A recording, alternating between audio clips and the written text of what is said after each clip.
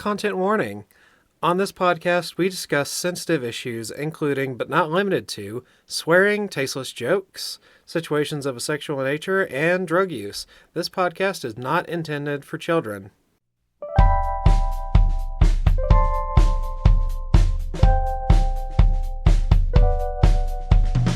Welcome to BiblioWrecks, where we read the worst stories the world has to offer. I'm Bam Bam. And I'm Bugs. And today we are doing a We're new... drewing.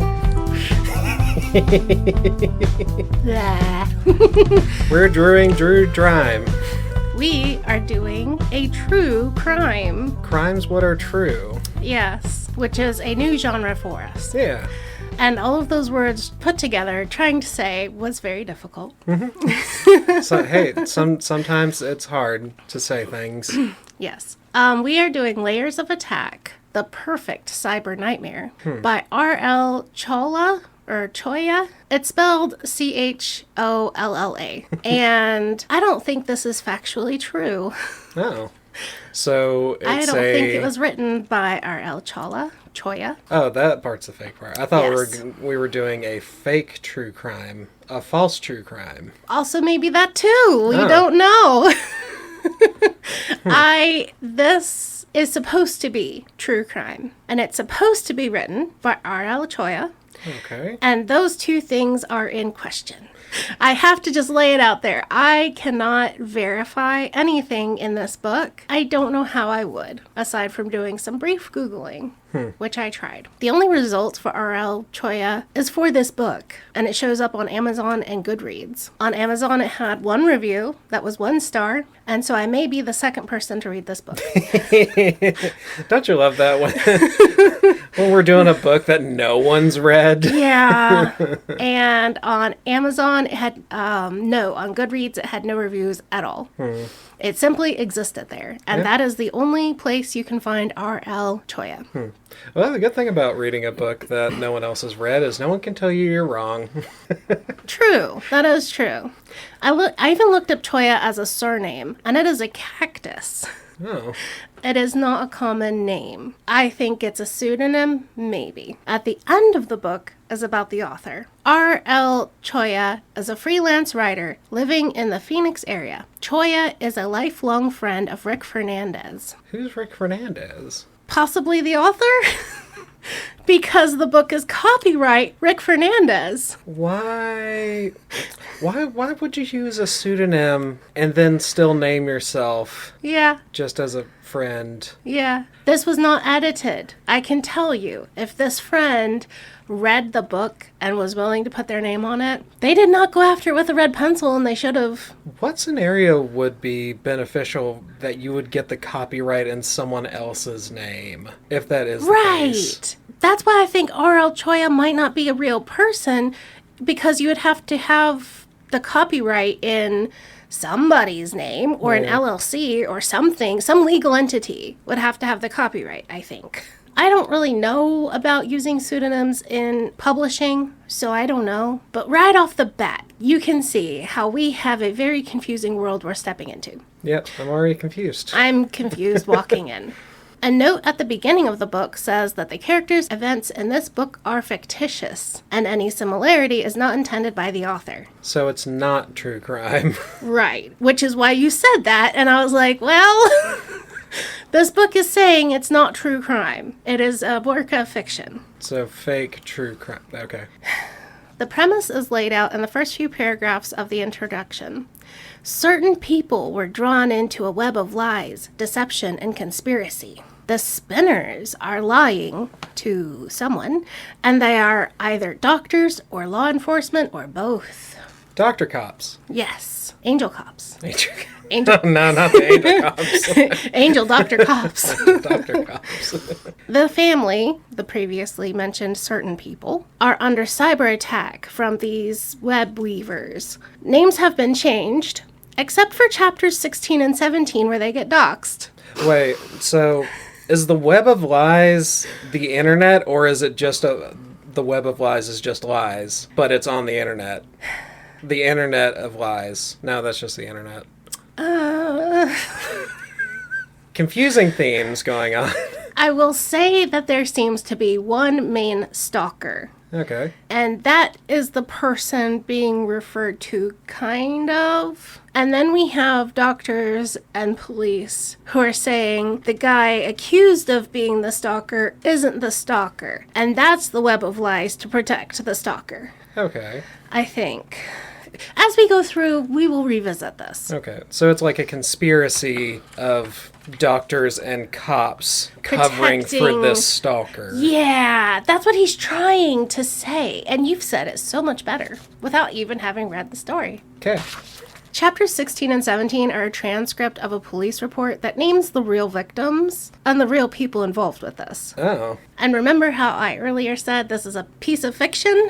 Okay. Apparently not. So this is a real crime that is being told fictitiously. No, I don't know. I don't know.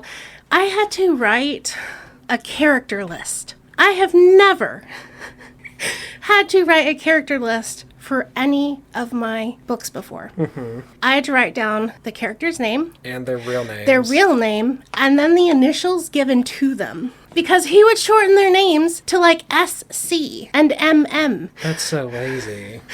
And I would be like, wait, who is MM? I don't know who this is. And I would have to go back and find out. I'm looking at this, and some of these names have had like one letter changed. Yeah. He was not good at giving pseudonyms. J.W. Mom? Some of that is my shorthand because he doesn't even bother giving them names, like character names. And we'll get to that when we get there. Okay. I'm just going to say, I'm going to try to keep people's pseudonyms intact. And I'm going to try to read the police report and stuff using the pseudonyms that we go through along in the story, because I don't want to dox innocent people who I think are the actual victims. Yeah. Hence why I said this was going to be a long episode, because I need to do all of that. Try to keep everything straight To and show not dox the anybody. introduction. This is the introduction. Before we even get into, like, chapter 1. That was the introduction. We have our first quote. He was already in the house, though nobody in the house knew of his presence. Dum dum dum. That's a weird, wordy way of saying that. Right. Like, unbeknownst to the inhabitants, he was already in the house. That you can make that, like, number one, more efficient and sound better. Right. He's trying to say we have a cyber stalker. In the house. In the house. But he's trying to say that the cyber stalker is now in the house with them. Via computer? Right. So he's not physically in the house. He's in their computer, which is in the house. Yes. That's such a dumb way of saying that. Yes. Oh, boy. Hence, I had to read this book 3 times. The killer is inside the house because he's on the phone, which is in the house. Yeah. The author informs us that, quote, many families, mine included, are not computer savvy and don't understand the internet. Why would you cover a story that is heavily involved with cyber stalking? Because is my question. He wants to tell his side of the story, and he wants to emphasize how little he knows about computers. He wants to tell his side of the story that he doesn't understand because he doesn't understand a main part of this crime. Yes, which is partly why this book is so baffling and confusing. It's like your boomer parent trying to tell you they know computers better than you. He is a boomer, I'm pretty sure. It kind of vibes like that. Yeah. And he says that he and his wife know how to use websites and apps on their phone. And that's about it. Like, they know how to use Instagram and Facebook. Yeah, because those things are intuitive, yes. Cyber stalking is not intuitive. Right. The author and his wife have to rely on Cox's internet provider to help with anything past Facebook and are utterly amazed when tech support takes remote control of their computer. Like, they have to call in and say, hey, I can't get this thing to work on my computer. And tech support says, go to this website and download this thing. And now I can move the mouse around on your screen and fix what you broke. Mm-hmm. He watches the mouse around on his computer and is positive it's magic. Oh, boy. He is emphasizing his own tech illiteracy. Yeah. Repeatedly through the story. We go back to early in his life and find out he is an artist. And we get to walk down memory lane about doing graphic art and getting a job in the 80s. In 1991, he met his wife and they married within 3 months. He got a job at the Postal Service and retired in 2022. So definitely a boomer. The way we're jumping around the timeline? Also, is this the narrator or just the author speaking? This is the narrator speaking in first person. Okay. I got this job in the 80s. I met my wife in 1991. Okay, we but got married. Who's I? The author, just the first person. Oh, okay. So this is the author.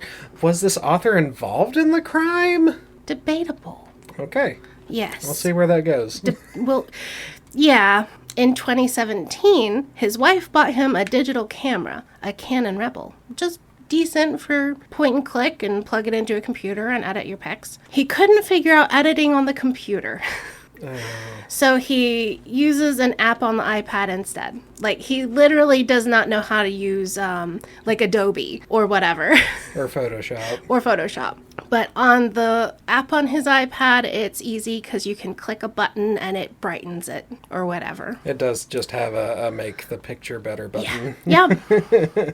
His wife uses Facebook and Instagram to talk to people and family. He and his wife, Tammy, raised their children in Phoenix, Arizona. They have 4 adult children, I think 2 sons and 2 daughters. And 2 of them are special needs, and the parents have guardianship. In 2015, they adopted their 2-year-old nephew. So when I say we're jumping all over the timeline, we have information now from the 80s, early 90s, 2017, 2022, and 2015. How many of these jumping off points actually have anything to do with the story? Some, because I skipped all the stuff that wasn't relevant. Okay. There was a lot of random, people go into the desert and they die. You have to respect the Arizona heat like I do. I skipped those side tangents. Okay. The youngest daughter is Sarah, who is disabled and has medically complex needs. She was born with hydrocephalus, which is where there's water in your brain, and it causes a lot of pressure. And she needed a lot of surgeries and intense care. So from the time she was a baby to the time she's now an adult, she has needed constant surgeries and full-time care. Just a couple of her diagnoses that the author is happy to give us are neurogenic bladder, tethered spinal cord, and central pain syndrome. And I don't know anything about those, and I'm not looking them up, but it is like... It sounds pretty debilitating for sure. Yeah, she has like severe issues. The author is going to emphasize how much he cares for his family. Quote, "We are a tight-knit family, now living in one spacious house. Tammy and I have parented as a team since day one. Communication is vital in our house. Tammy and I are dedicated to our family's unity and happiness." I think that he's responding to accusations of not being a present parent because his wife was the stay-at-home mom, I presume. She's never talked about having a job. Right. She apparently was the stay-at-home mom who raised the children and took care of Sarah and all of her needs. And so he has a prickly... insecurity about being the dad who doesn't really do anything. So several times in the book, he's like, "We're a team. I parent as much as my wife does. Sure. I'm involved in this too." Yep. I probably wouldn't have questioned it if you hadn't brought it up. I wouldn't have either. It didn't occur to me until he made this very defensive. Now, this happy family is about to endure a lot of weirdness. He started taking and posting pictures using his nice camera to Instagram. One day, Sarah and he are looking at his Instagram and she's impressed by the amount of likes he has on his photos. They look through the list of people who liked a picture, and Sarah recognizes the name of one of the profiles. It's a man's name with the same surname as her doctor. This seems like an odd thing to do to me. Look through all your Instagram likes? Yeah, and then go look at the profiles of the people who liked them. But apparently this is just something they do to pass the time. Yeah. I mean, it doesn't sound terribly abnormal, but... Quote, "I asked if she wanted me to ask if he was indeed the doctor's husband. She said yes. I put out the question and the profile said yes." Okay, that does sound weird. You've got 'Cause- someone on your Instagram that, I don't know how Instagram works, so, but just asking, hey, are you my doctor? Doctor's husband. Okay. Are you my doctor's husband? Because they had the same last name. And so That he, is on his kinda weird. Instagram, messaged that profile, and the profile replied, yes, I am her husband. Okay. This kind of is like, you can like profile stalk people where you go and you look at their profile. Yeah. And that can be considered a little intrusive, especially if you then use it to go talk to them or their friends. It's just kind of an odd thing for his daughter to want him to do and then for him to do. Yeah. The doctor's name is Dr. Whelan. That's her pseudonym used in the book. Sarah was assigned to her by a nurse at a children's hospital for digestive issues. I don't know how a nurse assigns a doctor to a patient. So this is coming secondhand through him, through his wife. Is that maybe a nurse practitioner thing? I don't know. I don't know how doctor shit works either. Two things I don't know: Instagram and doctors. Right. It just sounds, and they emphasize that the doctor was chosen for them by this nurse. The Instagram profile that he's talking to is called J. Whelan 42. Presumably, the husband was 42 when he made this, because that's usually the people attach numbers that are an Relevant to age them or somehow. yeah. Yeah. The profile on Instagram starts talking to him and asking him to teach him how to use his own camera. So the Jay Whelan thing is like, I like your pictures, teach me how to use my camera. Jay Whelan says that they don't have any family portraits, and he wants the author to do a family portrait of him and the doctor. What? Okay. He's wanting his own family portrait. Jay Whelan wants his own family to have their pictures done by the author. Okay. Tammy, the author's wife, now joins the conversation on Instagram to coordinate the photo shoot. I don't know how chatting works on Instagram because I've never done it. I don't know if it's like Messenger where you can create a group and everyone sees what's within that group because I've never used it. But this is really strange behavior from everyone Yeah.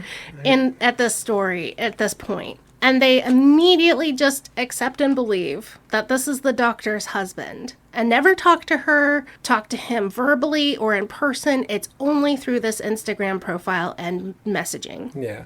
And these are old people, so they probably don't know anything about some profiles just being fake. Right. And I cannot imagine going to see my doctor year after year and then trying to make a personal relationship with her husband. Yeah, that's odd. It seems to really be crossing boundaries. Yeah. Like your doctor should have a professional relationship with you, and their family should kind of be private and separate from their patients. Yeah. So this behavior on the family's part of pursuing a relationship on Instagram with her husband, to me, is really bizarre. Yeah. Which, if somebody was going to ignore that boundary, I would expect it to be an older people. Yeah. And it also sounds like maybe Tammy and author don't understand personal boundaries or relationships, as we'll see later in the story, too. Okay. This part is the most confusing, so I wrote it out and I gave everybody names that say their relation to our... Oh, God. We have to name everyone's ties Yes. as we go along. Oh, God. It's like a Game of Thrones now. It truly is. It really is. And we even get into incest and murder. Oh, no. It's bad. It's really bad. I mean, I don't think I say anything explicit in here that needs like specific warnings. You know, it's about cyber stalking. Yeah. And nothing is like explicit. But yeah. Jay Whelan is the doctor's husband's profile. He introduces his brother via Instagram. So I call him Jay Brother. Okay. Okay. Jay Brother starts talking to Tammy and author. Jay Brother is married with 2 kids. His daughter is medically fragile like Sarah. The exact same diagnoses. And he even notes this, quote, ironically, the daughter suffered from the same medical issues that Sarah suffered from. Nope, that's coincidentally. Yes! I was like, what is the irony here? This sounds like a coincidence. It would be ironic if you thought, oh, there's no way that this other daughter is diseased in the exact same way as my daughter, and then you found out they are diseased in the exact same way, and then you could say that's ironic. Yeah. So it's coincidental, and you can see his writing is very poor. He doesn't know. He doesn't know. Don't a lot know of these words. So Jay Brother's wife is called sister-in-law. Sister-in-law is now chatting with Tammy and talking about how bad Jay Whelan and Dr. Whelan's marriage is. These are all complete strangers, and Tammy believes every word. Like, we have walked into a cast of characters gossiping around each other and telling Tammy their deepest, darkest secrets. Yeah. It kind of makes sense, though. Like, I think there are, like, some scam people online where they'll just continuously layer out, like, different people and stuff like that, so that you're thinking, oh, I've talked to so many different people at this point. Surely they're not all in on it, without thinking, oh, this could all just be one person. Yes. Yeah, exactly. Jay Brother says that he's a pilot, and sister-in-law is always home with their children. This is also reflecting the relationship Tammy has with her husband, who works long hours and is gone. Yeah. And she's stuck at home with children who are medically fragile. And they would want to see something like that because, everybody wants to see, like, some amount of Like rapport, like common experience or something? Yeah, common experience. So they feel less alone. Right. Tammy had taken over these relationships, but the author feels the need to talk to Jay Brother. Why does he feel the need to talk to Jay Brother, you ask? Yeah, it's your doctor's husband's brother. That's nobody to you. I don't know why you... I don't know. He gives a reason for why. Quote, because their daughter suffered from the same health conditions as my daughter Sarah, I felt that I had a reason to converse with Jay Brother. It was not a pleasant conversation because, as fathers, we were as different as day and night. JB did not enjoy being the father of a special needs kid. He had a strained relationship with his wife, and he routinely enjoyed post-flight drinking binges at the airport's bar. I cherished being a father, had great love for my wife, and didn't drink much, nor often. So we really didn't have much to text about. Yeah. Just sounds fucking awkward, I guess. Why would you talk to somebody like that?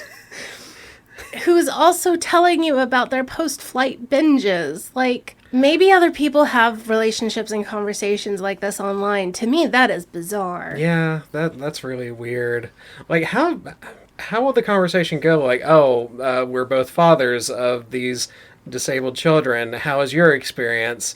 Oh, I fucking hate it. I hate it. I hate my kids. I get drunk as often and as much as I can. I avoid my wife. I mean, and we're never given quotes from these conversations. Yeah. We are given how he described it in that paragraph is how we see the conversations.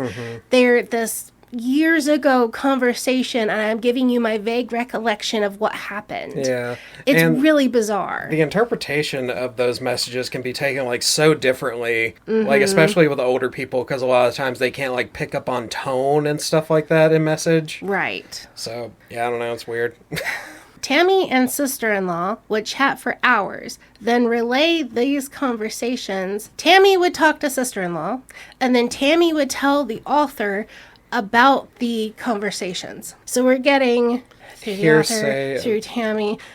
Hearsay of other conversations that are then reported in this book some years later. Yes. Sister-in-law said Jay Brother is an absent and abusive father, which he seems to also be saying himself. Who's gone all the time. Say what you want about the man. He's honest about being a piece of shit, I guess. Yeah. And the sister-in-law talks about how much Jay Whelan hates Dr. Whelan. So this is the sister-in-law to Jay Whelan talking about how much Jay Whelan hates Dr. Whelan, Sarah's doctor. Yeah. Jay Whelan would tell them he was drinking, how he wanted to hurt and kill Dr. Whelan, and threatened suicide. Sister-in-law told them her daughter was having a surgery at a hospital Tammy knows well. So we're just kind of like sprinkling in suicide attempts and, oh, daughter's having a surgery. And it just sounds like really intense soap opera drama. Right. That nobody's taking seriously or calling anyone and talking to like an authority about. Yeah, why would you tell me, a stranger online, about this instead of calling an authority of some kind? Right. It does kind of feel fake. Yeah. Jay Whelan's mother now joins the chat. Oh my gosh. Why? They're sprouting like weeds. These Whelans, I swear. Okay, whoever it is that's fucking with them is just doing bits. Like, how many people can I get them talking to in this fake family I've made up? Basically, yes. Okay. She would defend Jay Brother and Jay Whelan in the chat. Tammy was crocheting a teddy bear for the sister-in-law's daughter for surgery, and Tammy expressed doubt about coming into the hospital and getting in the middle of all of this drama. Because she... Yeah, why would you? Why would you? Because apparently they would live in the same city? All of these extended people? Yeah. All live in Phoenix, and we're never meeting. We're never having coffee together. We're just telling you our deepest, darkest secrets on Instagram. Mm-hmm. And Tammy was wanting to crochet a bear for the daughter, the other daughter. Yeah. And the Instagram daughter. And then she's like, I don't think I want to come and bring this bear because it seems like all you guys do is fight. Yeah, it's a lot of drama, and it's a family that's not mine. Right. Like she seems to love the drama, but this takes it a little far. Like, this has hit her limit of acceptable crazy. Does it feel like the author is like, oh, of course we fell for this intensely dramatic prank or something? Like, how could we not be taken in by all these abusive and abused people or something? It's never really dealt with because most of these accounts are found out to be fake. Yeah. Except for Jay Whelan. Okay. And, like, they had just popped up, and then as soon as it was questioned, they all just disappeared. And none of them were real people. But she doesn't know that yet. Right. So she's like, I don't want to come in and get in the middle of this drama. Jay Whelan's mom threatens to beat up Tammy if she doesn't deliver the bear. Whoa. You better deliver that goddamn bear to my granddaughter-in-law or something. I have the quote, I'll beat the shit out of you, a complete stranger. That's the point, yeah. You totally disengage. You don't talk to any of this family now. Change doctors, no more interaction at all. Yeah, because we've gone from, drama to what the fuck. You're getting threatened by your doctor's mother-in-law. It's time to cut it. Yep, cut ties, let go here. Quote, at this time, Tammy was really doubting the reality of the whole situation.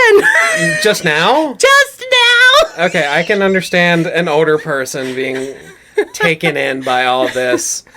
I guess I'm just glad they figured it out at some point, right? I guess. Is this woman for real? For that matter, are any of these people real? Upon receiving the threat from JWM, which is how he shortens Jay Whelan's mom, Tammy texted that she was going to call the police. Because now she's gotten a threat to her physical safety. Right. At this time, all of the Instagram profiles went quiet.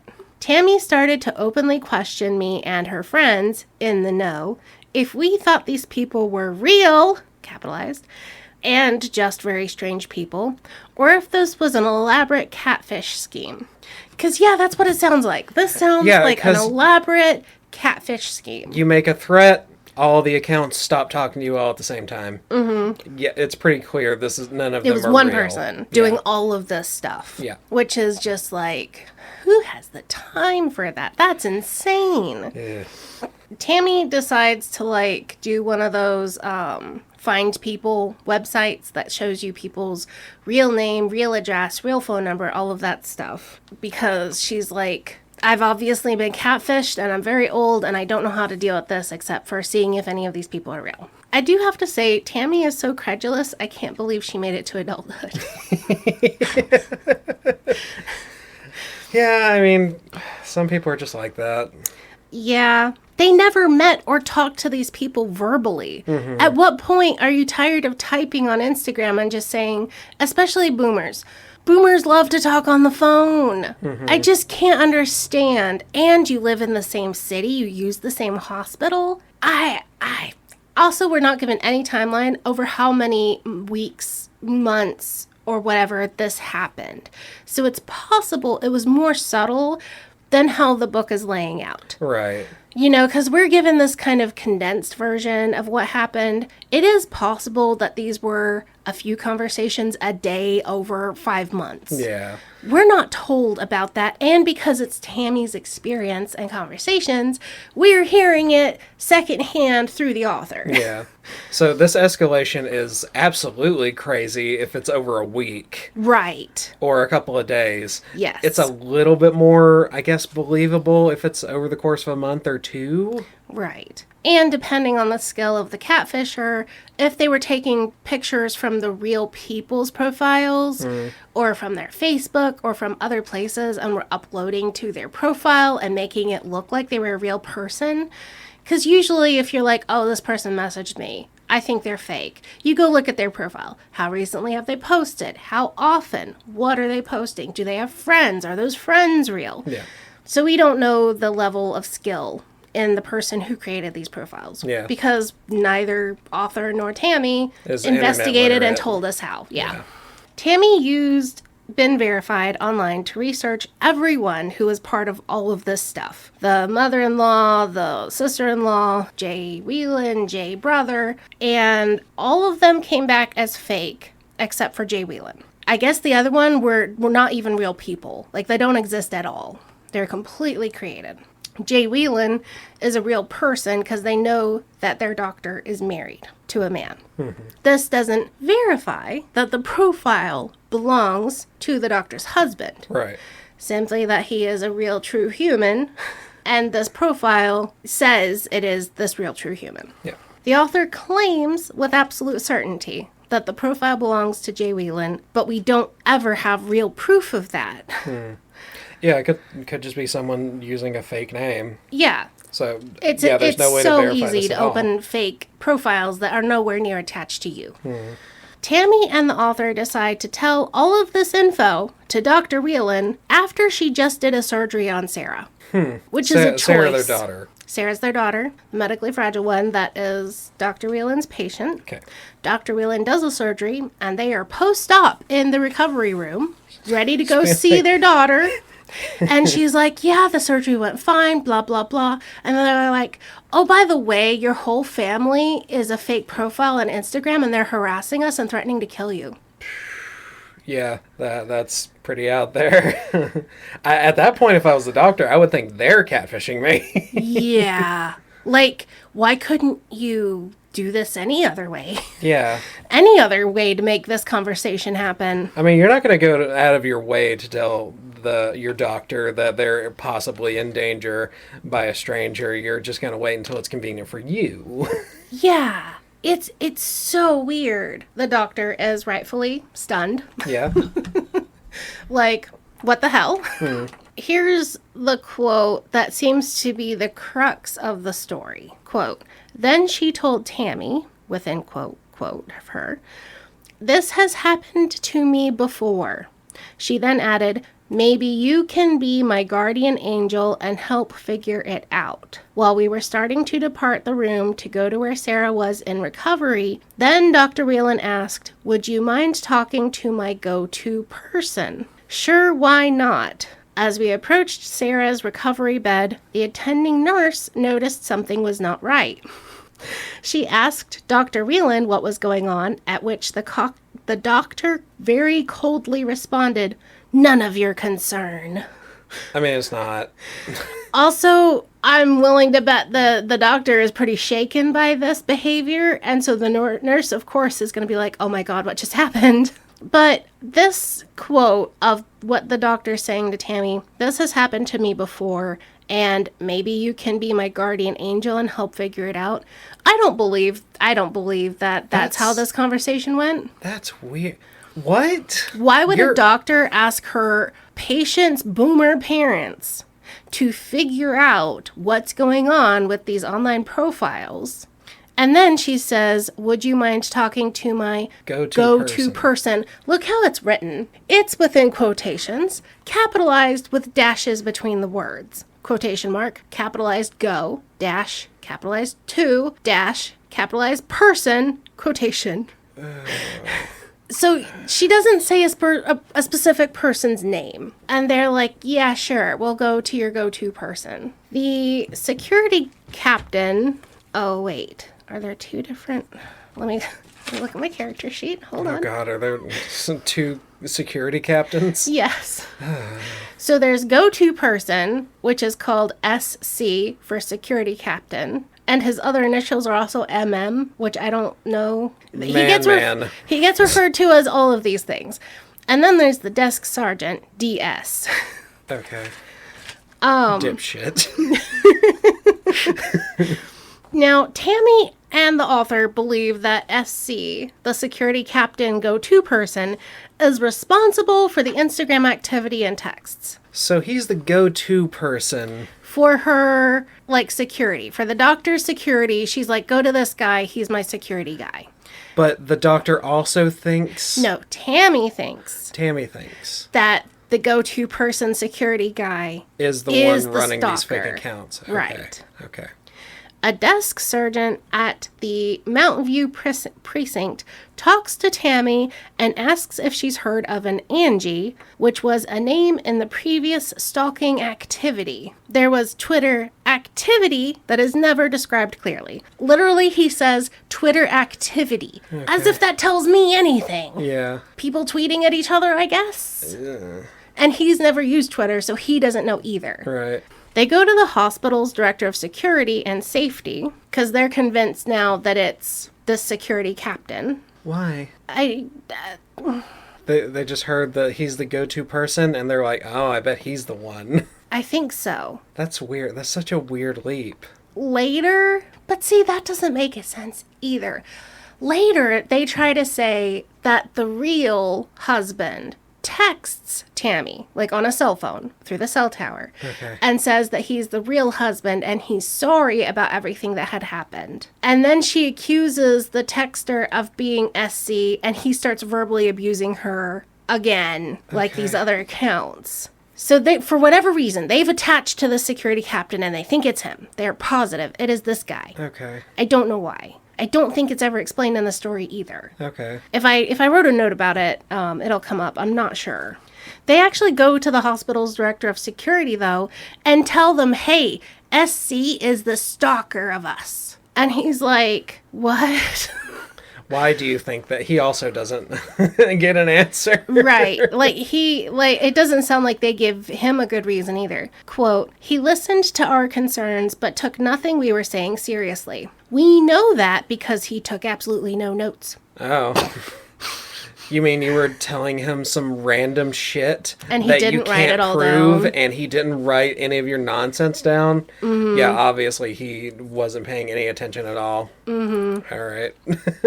It sounds like they tried to get him fired, like the SC guy. And they gave all these accusations, and they don't have any proof at all. Yeah, they didn't even know this guy. they didn't even know this guy existed until after the surgery and talking to the doctor. Yeah. They compiled screenshots. So apparently they took screenshots of all these conversations with all these random people on Instagram. Okay. And this was supposed to be the evidence of what was going on. They mailed the screenshots. I don't know why. That immediately makes me laugh. Which I don't know how they did this. It's kind of like my boss who, faxes memes. Yes. Yeah. They mailed them to the hospital's COO, Chief Operating Officer. Mm. And the SC's security contractor employer. He's hired out through a different company. Yeah. Yeah. But these conversations between Jay Whelan mom and Tammy is no evidence that SC did anything wrong. Right. The response, according to the author, now everything we have here is from the author's perspective, is that the family loses the privilege of getting medical care at this hospital because of this stuff that's going on. Who told them that? The COO? Maybe a medical director? They get banned from this hospital by... Did they actually get banned, or did they have someone text them and tell them they were banned? The author says that the reason given was breach of patient-doctor trust and confidentiality. Can a patient do that? No, because it's the patient's details that the doctor has to keep disclose. private. Yeah. Yeah. I don't know what a patient could release that would break this HIPAA. I've never heard of a patient breaking doctor-patient confidentiality. Neither have I. Oh, that's wild. That's so wild. Okay. I don't know if they just caused so much of a scene by accusing the security officer, the SC guy, that people no longer feel safe with them coming into the hospital. Yeah. I don't know if they harassed the doctor. I don't know, because the author is trying to defend against some accusations, apparently. And so I don't know what happened. I cannot imagine a doctor-patient confidentiality breach where the patient gets fired. I understand patients getting fired because you are, uncooperative, or you harm other patients, or you harm staff, or, you're unwilling to follow care that you're told to do. Other reasons. Right, I can see that, but I can't see them dropping them as a patient because doctor-patient confidentiality. That doesn't make any sense. Exactly. So I wrote all of this down because I just don't know what actually happened. Yeah. Do you think what could have happened, this J. Wheeler 42 could have also been messaging the people working at the hospital as another fake account, and As the family. and fucking with them and just being like, and start threatening them. So It could have, but I think we would have heard about that. I think we would have heard, hey, you're spamming us or attacking us with these Instagram accounts. Yeah. And then the author would be like, no, we never did that. I would assume we would hear about that part of it. yeah.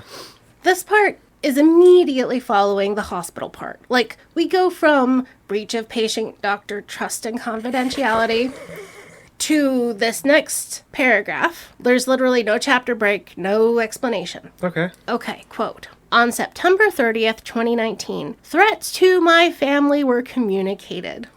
Holy passive voice Batman. Threats to my family were communicated. This had become a sick routine. Our residence had become a frequent stop for the Phoenix police officers. 911 was called that night, and whenever a new pair of officers responded to a call, Tammy and I would have to once again try to explain the whole, quote, unbelievable, quote, story again. Officers asked the same questions and made the same suggestions. One question was, quote, have we thought about changing your phone numbers, quote, end quote. Have we thought about changing your phone numbers? Yes, I would like to change 911's phone number. Or no, the cop is saying to them, can we change your phone numbers, please? Okay, I can see that being spoken aloud, because if I was dealing with an old person and being like, you should change your phone number, but I know you can't do that. Can I change your phone number so I can stop coming out here? We are not told who's calling the cops. We are told passive voice. The cops were called. 911 was called. Threats were communicated. Threats were communicated to the cops. Threats to my family were communicated. That's so non-specific. That doesn't really tell you anything. 911 was called that night. We are not told who's calling the cops. Is it the stalker calling the cops on them? Is it Tammy calling the cops? It literally could have been anyone calling the cops because he is so vague. Mm-hmm. Obviously, cops were called, and he's not willing to say who called them. Why would you leave that out? Right. It feels intentional, even if it's not. Yeah. It just feels... Which I guess someone could have anonymously called the cops and told them, hey, they're doing something. But you would say, we don't know who called the cops. Yeah. It suggested they change phone numbers, and they just we don't want to. So the cops leave.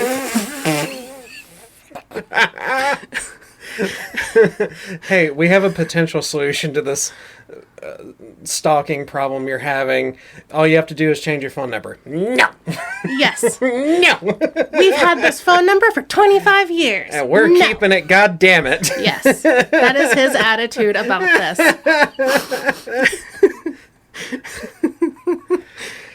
Oh, God.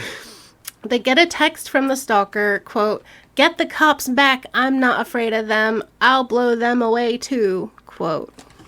What? So, quote, "We called 911 again and told the dispatcher that he was apparently hanging around the neighborhood watching the police activity." So they called 911 the first time. If I believe this paragraph, yeah. I have no reason to believe any one paragraph over any other paragraph. Yeah.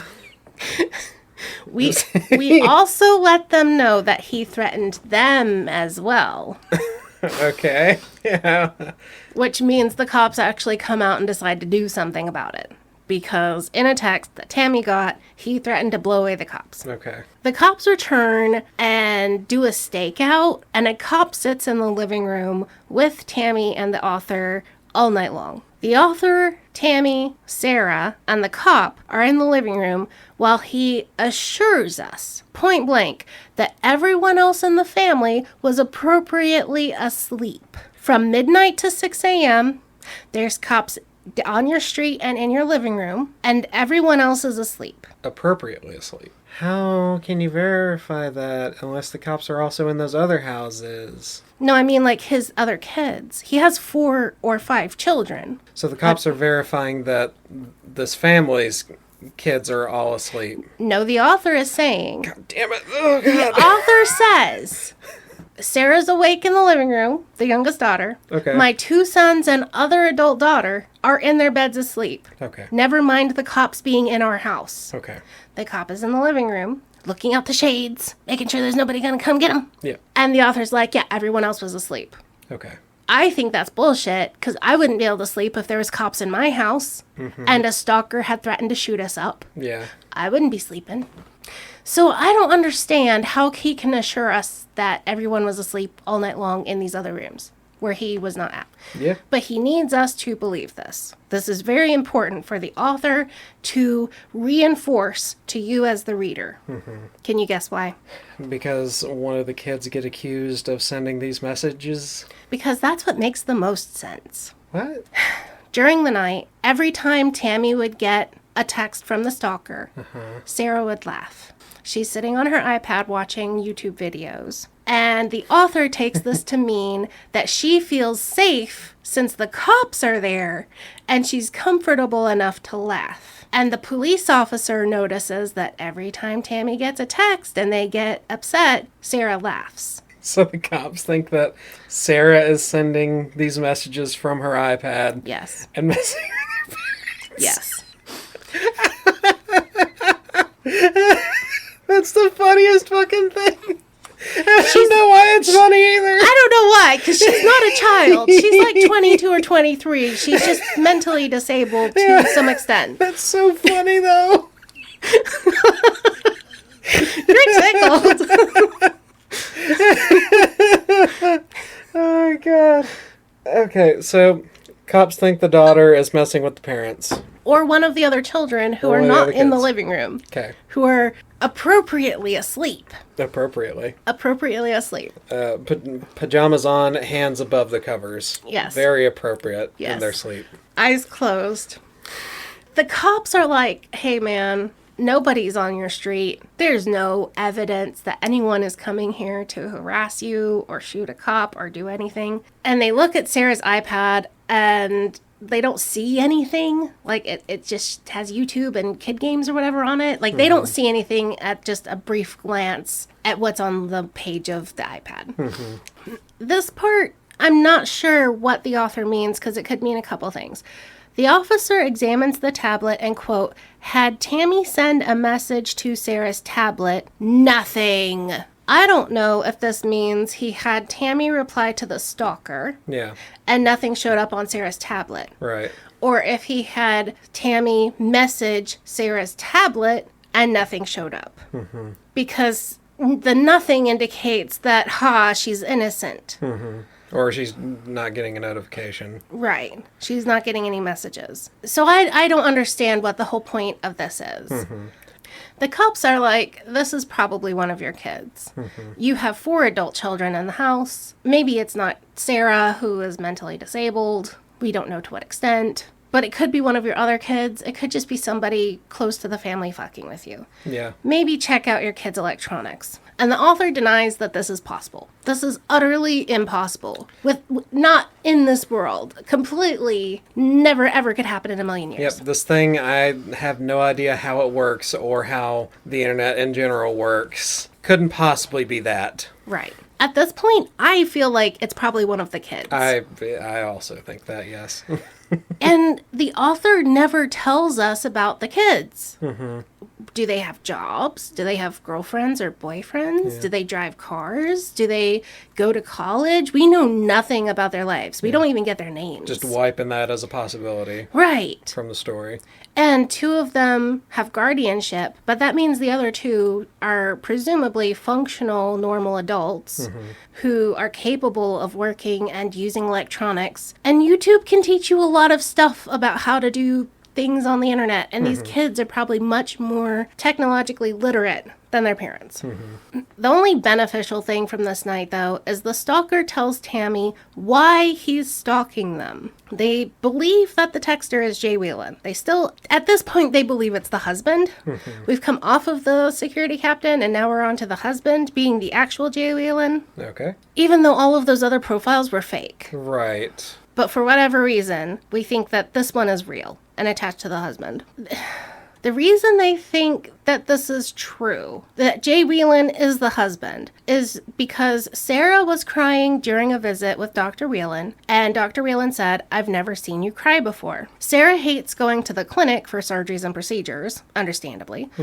At the appointment is Dr. Whelan, Tammy, Sarah, author, and a nurse taking notes. The stalker claims that this was the moment when Dr. Whelan decided to go rogue and give Jay Whelan all of the gossip and details about this family. So the stalker in the text is claiming to know everything about this appointment because the doctor told him. Or you described it to one of your other kids Who live in the house with who you. live in the house, and you probably tell them whatever happens at your doctor's appointments. Mm-hmm. And now they're saying that. They're using that to Yeah. fuck with you. There's a huge paragraph about how Dr. Whelan broke the law by suspecting abuse of Sarah and not reporting it. Jay Whelan tells them that the doctor believes Tammy is abusing Sarah. And author says, well, since she didn't report us to CPS, she broke the law. What? She should go to jail for not reporting us to CPS. What? That's his defense. His defense that...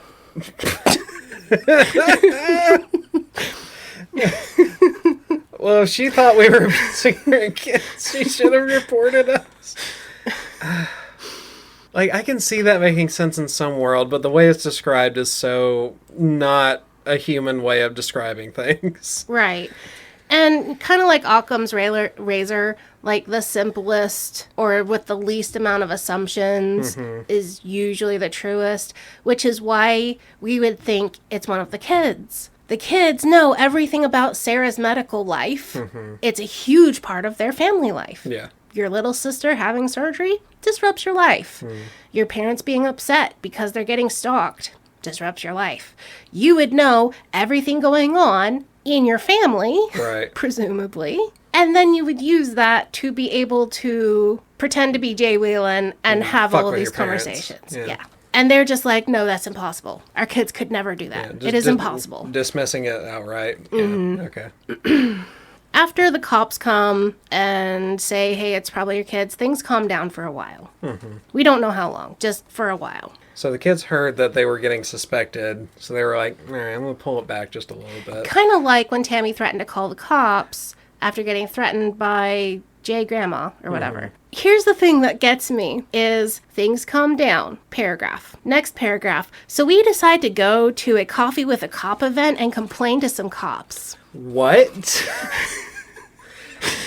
We get left alone for... How long was it? No idea. We Maybe get left some months, alone. a couple months. We get left alone long enough for me to be able to remark on it. So we're going to go to a totally unrelated event. And cause some shit. Stir some shit. Yeah. Yeah, these people suck.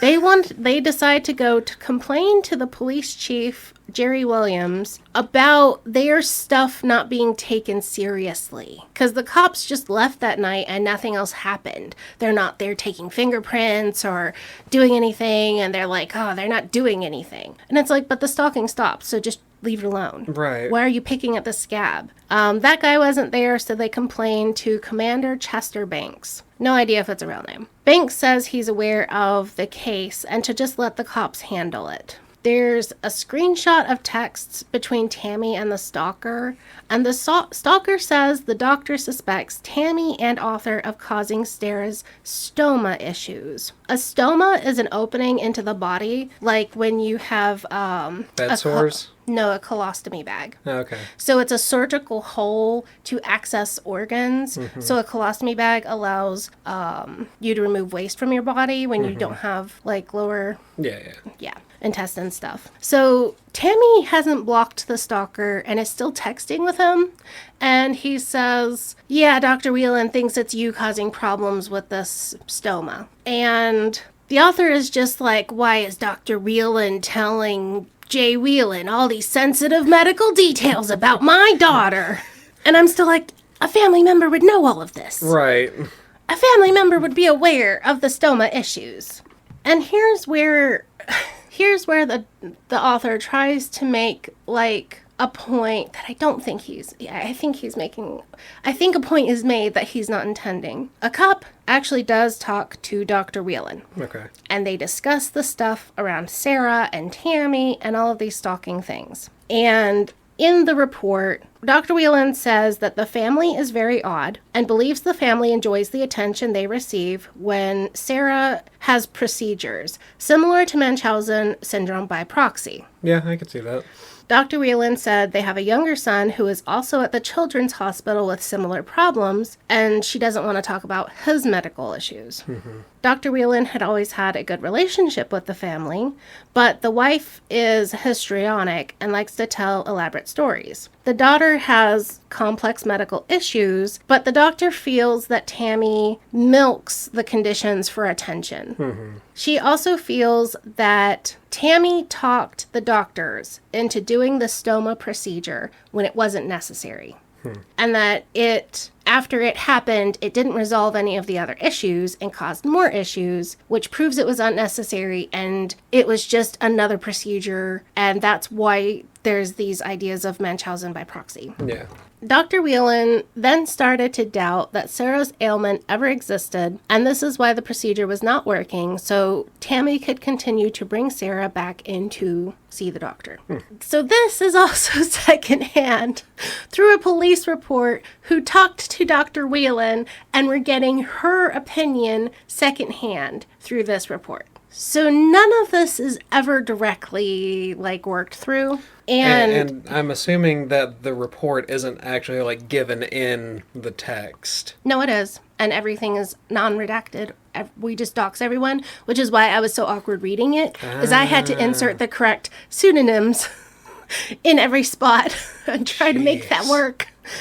The doctor's words and thoughts match the perpetrator's words perfectly. So, the stalker is saying, the doctor thinks Tammy is causing the stoma issues. The police report says the doctor thinks Tammy is causing the stoma issues. And author takes this to mean Dr. Whelan is telling her husband Tammy caused the stoma issues. Not everyone in the fucking room thinks that the wife is causing the stoma issues.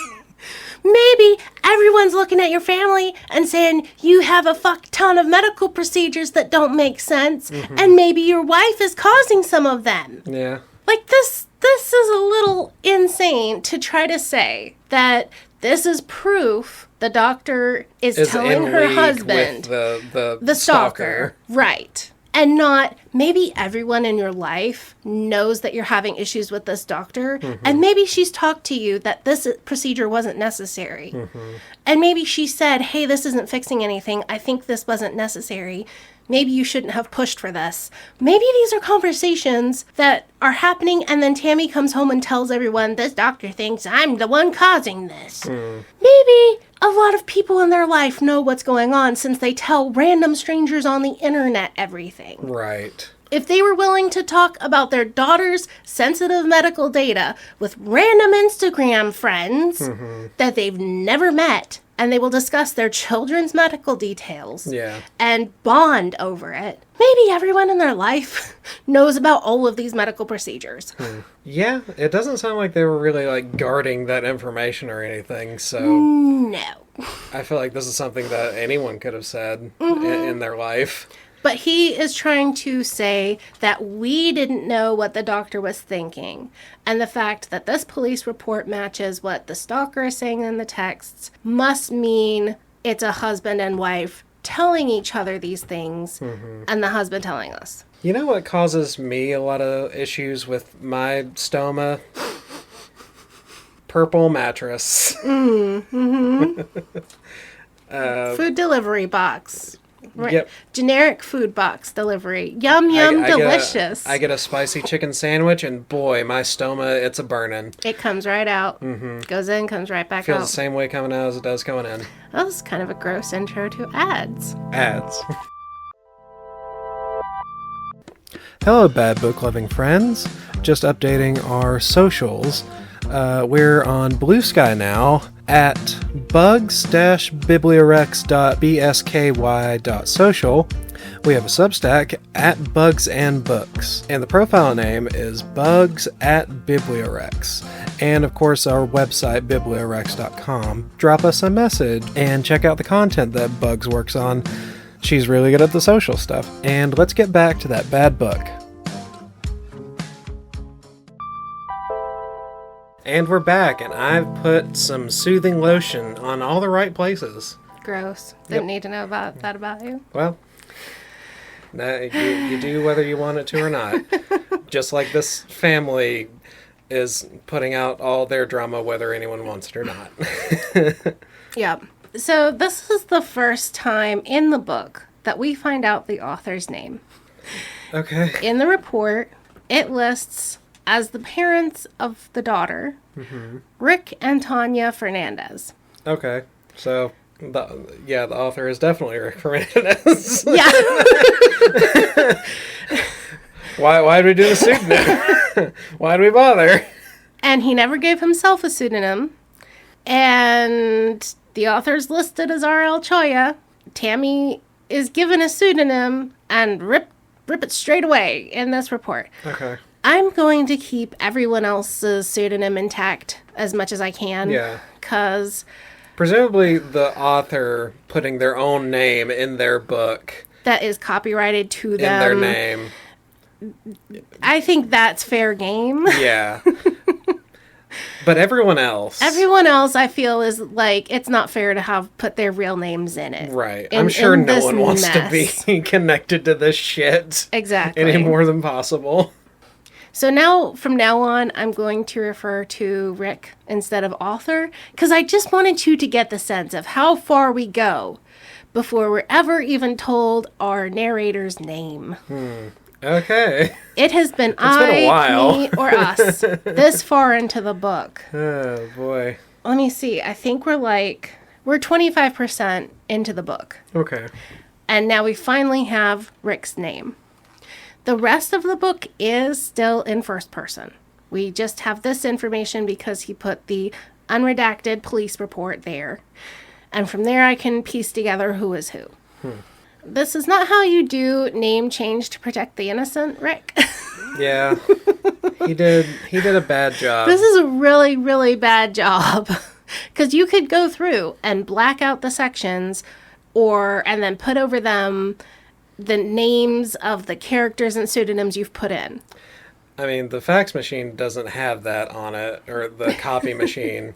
that he probably uses Yeah.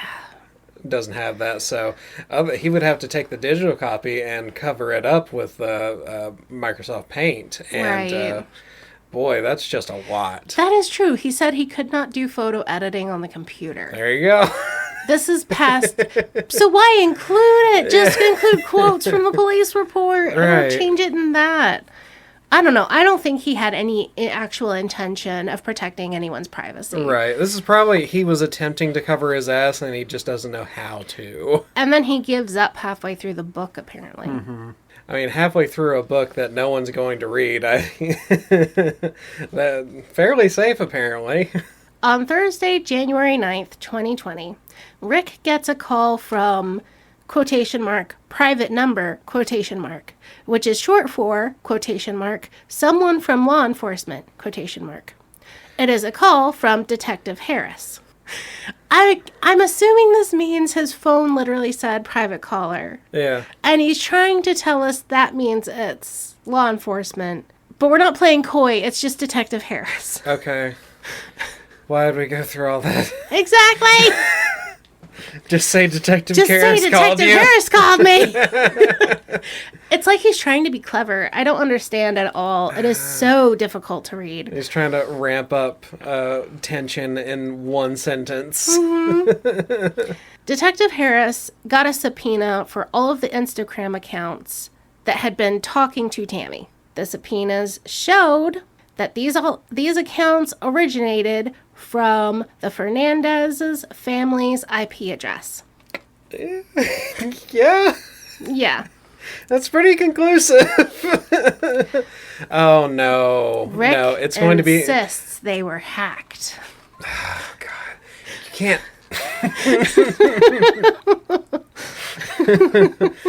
That's even dumber than what I was thinking. Because I was thinking, oh, someone is standing outside. He's going to assume someone is standing outside their house connected to their Wi-Fi. That is what he says. Okay, yeah, okay. He says that Jay Whelan bikes from his house 10 miles away, sits in his driveway, hacked into his internet, and used it to create these accounts and message him. That is the assertion this man makes. Oh, these people are the center of the universe. Yes. They have main character syndrome bad. Oh, no. It's so clear.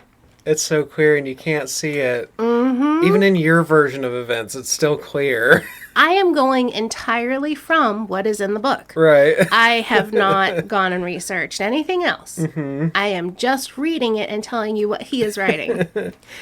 And he's like, no, we must have been hacked. And Harris is like, yeah, that's possible, but they would have to be like physically close to your house to use your internet. And Rick agrees. Yes, they must have been next to my house because the stalker has sent me a picture of my house from my driveway. And it had water in the picture and it rained that night. The best detective. Fucking Batman up in here just being like, aha, I know when this was taken because it was raining.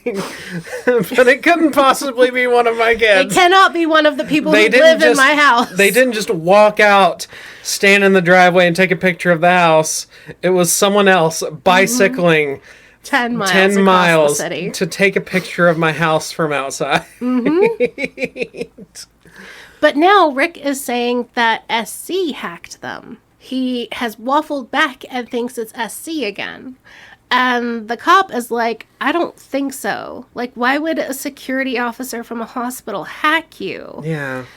And the cop asks if Tammy and Rick would give up the phones and computers in the house because that would just establish once and for all the truth. They're not going to do it, are they? They're like, we'd have to buy new ones. Yeah. Not going to change our phone numbers. Not going to give you our devices to immediately solve this. Mm-hmm. Oh, yeah. This is the point in the story where you hand over your phones and say, please solve this. My family is being harassed. We cannot live like this anymore. Solve this and at no possible inconvenience to me ever. Right. Because he even knows he'll get them back. It's just going to take a while. Right. They got to look through the stuff. And it's like, well, it would take a while, so we'd have to buy all new phones and buy new computers and wait. I don't want to do that. Oh, my God. We can't do that. We can't be slightly inconvenienced for this stalker that has threatened our At this physical point, person. it has now been 3 years. 3 years have passed? 2017 is apparently when this started, and we are now in 2020. Oh, I would do anything to end 3 years of stalking. right. I agree with the doctor. I think this is just attention-seeking behavior.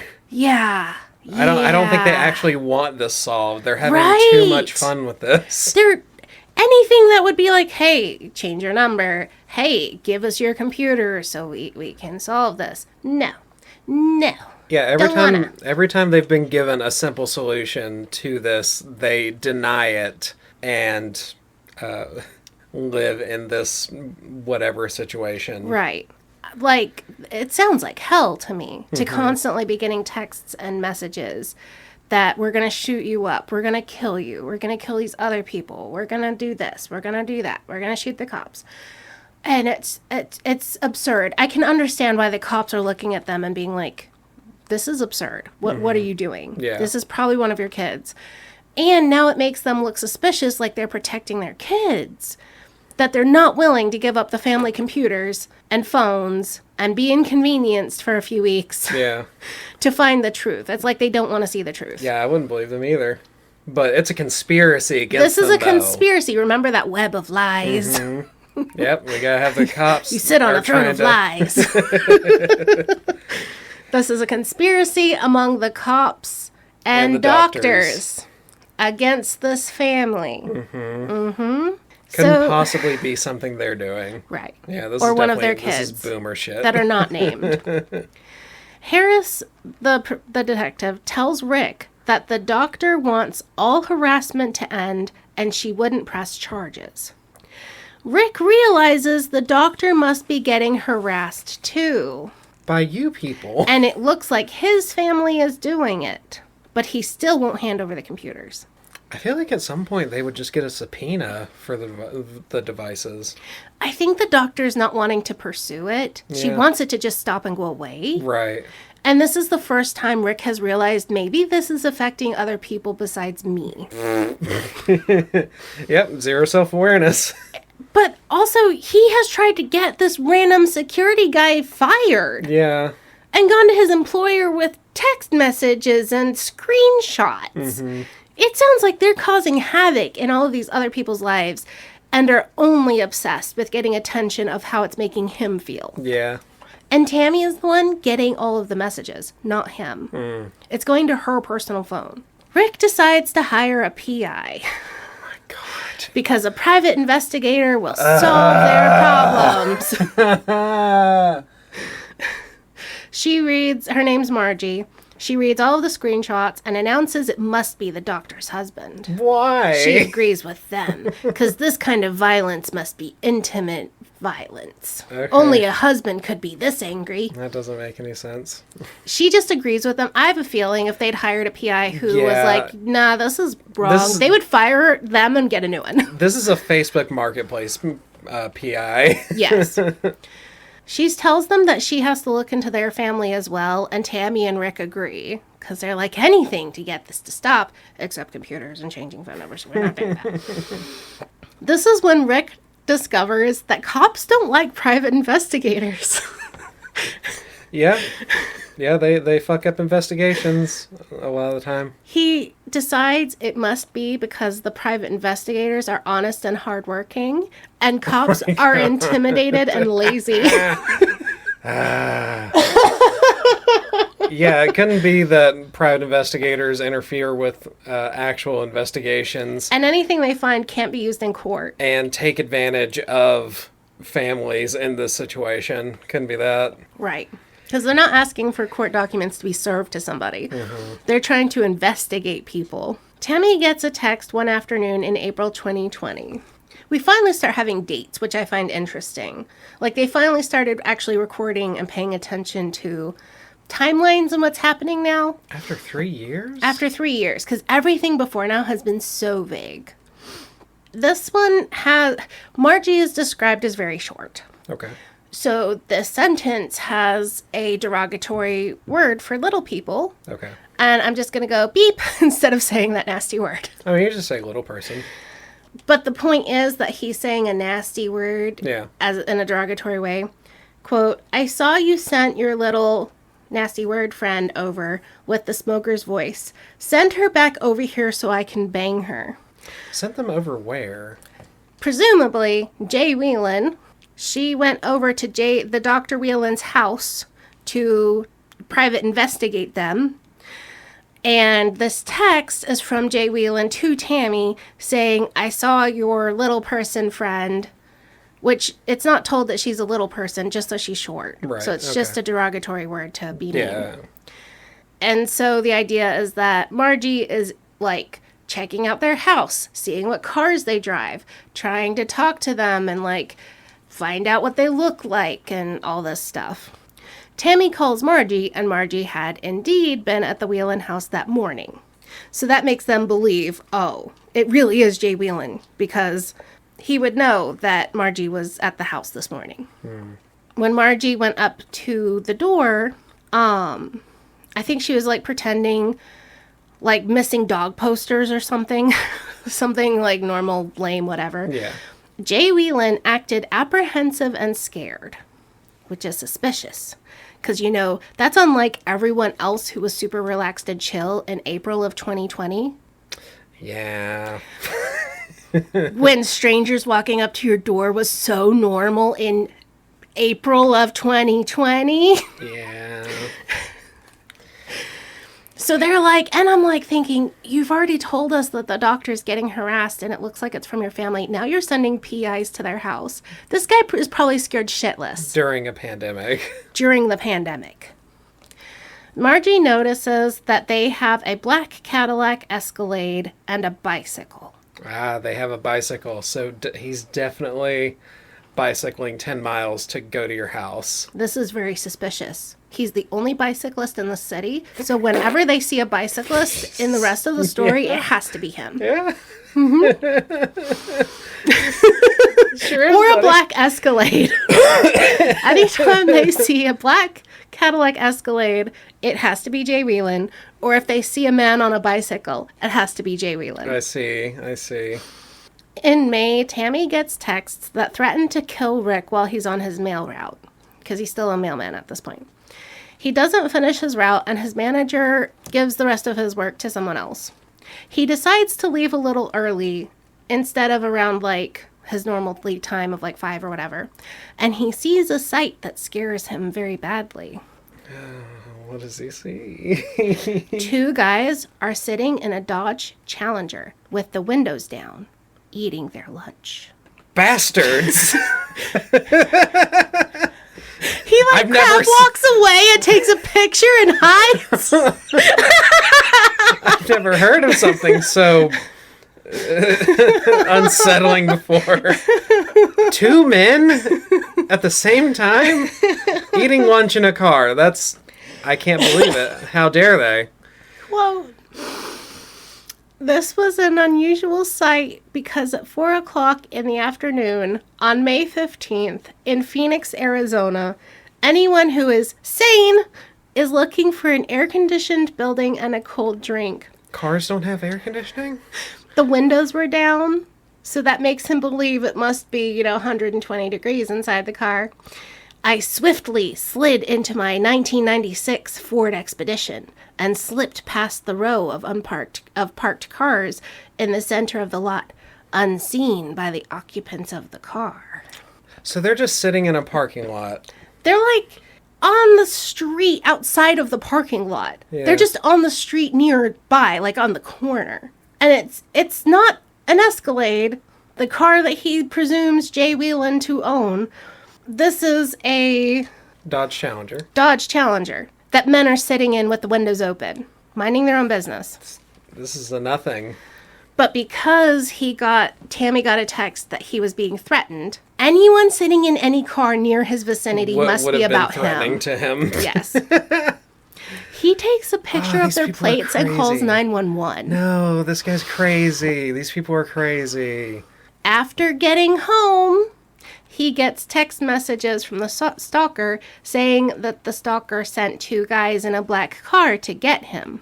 And the only people that could have possibly known that were his family. Who he wouldn't have told immediately upon walking in. Yeah. That he saw people in a black car eating their lunch. Yeah.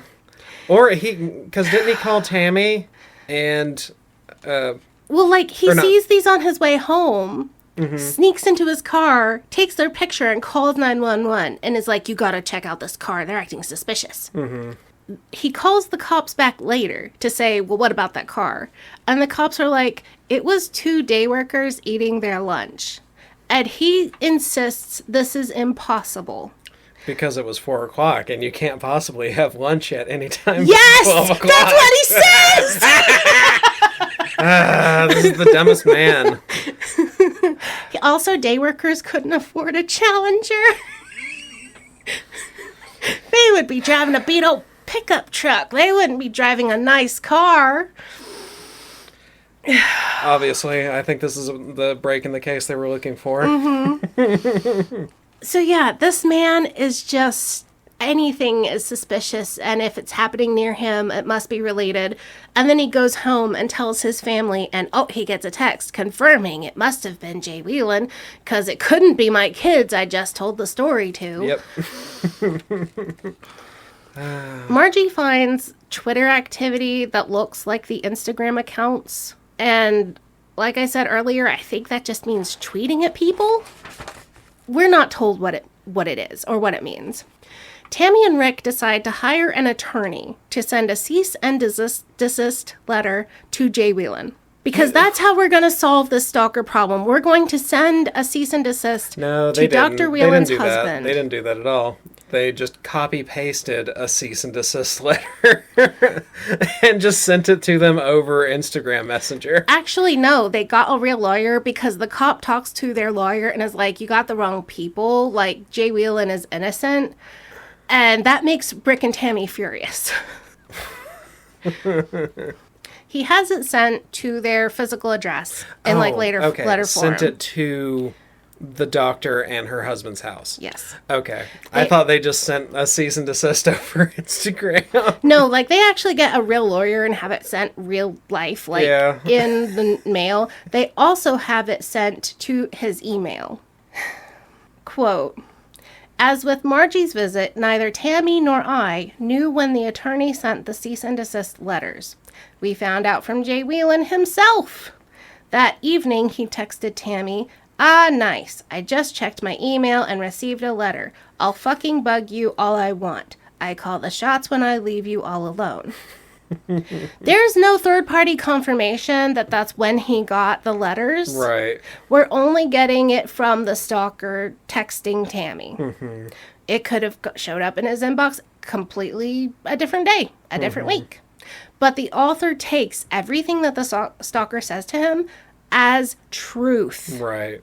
Everything that is texted to them, they take it as fact. Mm-hmm. From a stalker who also says he's going to shoot them up. Yeah. And random stuff. Margie attempts to contact people involved with the Twitter activity, but is unsuccessful. Mm-hmm. No idea what happened there or what was attempted. We finally do get some evidence. You ready?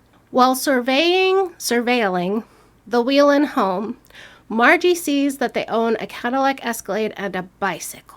But this time it's as evidence because Margie told them. She found out that Jay Whelan could easily pedal the 10 miles to Rick's home. I don't think there is a easy pedaling of 10 miles unless it's all downhill. And then they have to pedal back uphill on the way home. So it's still not easy. You've already told us this. You've already told us about the bicycle and the Escalade and the Challenger. And we're just, repeating the same stuff now. Yeah. We have these subpoenas, which are really the only true facts we have up to now, really. Yeah. We have the opinion from Dr. Whelan that we got in the police report. And we have subpoenas showing that the accounts originated at the Fernandez's IP address. Right. Which indicates somebody using their internet opened these accounts. Yeah. Knowing these people, they might not even have a password on their internet. Mm-hmm. So it or is it's possible. 1, 2, 3, 4. Yeah. It is possible a close nearby neighbor used their internet to open these accounts. Yeah. Not impossible. We're not going to talk about any neighbors or anyone who physically is nearby and hears them talking all the time or being loud in their yard. No, and we're dead focused on this husband unless we're focused on the security chief Yes. for some reason. Yes. He tries to get somebody to back his idea of they were hacked. And somebody accessed their internet from somewhere else to create these Instagram accounts. Quote, Phoenix area cybersecurity expert Mr. Anthony Cassandra spoke with Tammy about the process of hacking into our home's internet system. Mr. Cassandra asked Tammy where the perpetrator had worked. I'm assuming that means Jay Whelan? Presumably. He then told Tammy that even though they are a top company with very fast internet, Cox Communications has a very serious security flaw. Cassandra said that if our family's account number was known to the perpetrator, a 12-year-old kid could have complete control of our home's internet system within a few minutes. During the 6-hour surveillance stakeout, the perpetrator mentioned to Tammy that he had gained access to my family's privacy through help from a buddy. Yes, even though the perpetrator did not have direct access to our account number, he had help in getting it. In his mind, having your internet account number, the thing that you use to pay your bill, the thing that associates your address and your phone number to your account that you pay with, that's the same as somebody using remote access to play on your computer like tech support. And he thinks having that account number gives any random person complete and total control over your internet and can see all of your activity and create things on your stuff and make you send stuff and make things look like you. That's how he's explaining it being Jay Whelan and not his kid. I don't know if Anthony Cassandra is a real person. And I don't know if this is a pseudonym. So I'm just going with it because some of these, apparently some of the names end up being pseudonyms and some aren't, but I couldn't parse through. So Right. Yeah. It seems if like it they're is assigned a at real random. person, don't harass them. Yeah. I mean, at this point, I'd be more likely to believe that there's audio bugs in their house that someone is listening to, like an FBI sting, Yeah. than this internet thing. The next person that we talk to about all of the harassment and stalking and stuff is Postal Inspector Ron Bennett. Now, because there was threats at his job, this has become an actual real serious crime now. Yeah. Because we're disrupting the U.S. Postal Service. They take that which is seriously. Federal, so. That becomes federal, yeah. Bennett questions Rick and looks at their family computer in the living room. Because nobody, I guess the kids have laptops. I guess the kids have iPads. We're not really told what people have. Presumably people have cell phones. Quote, Tammy and I joked that there are no secrets in our home. As I mentioned before, communication is vital in our family. Our house was evenly laid out, whereas you entered the front door and were able to see a great deal of the house just from the front door. As Bennett was gathering the needed information from all the family's devices, I apologized that my oldest daughter, Mimi, had lost the iPad I had gifted her. I did not realize that by stating that fact, I had inadvertently placed Mimi on top of Bennett's suspect list. Yeah. It's a device that no one knows where it is, and It was connected to your internet, presumably. Yeah.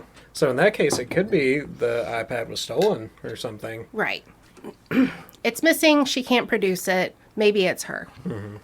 I also want to point out that in this paragraph, he says there's no secrets in our house. But in other parts of the book, he says Mimi doesn't know anything about Sarah's health.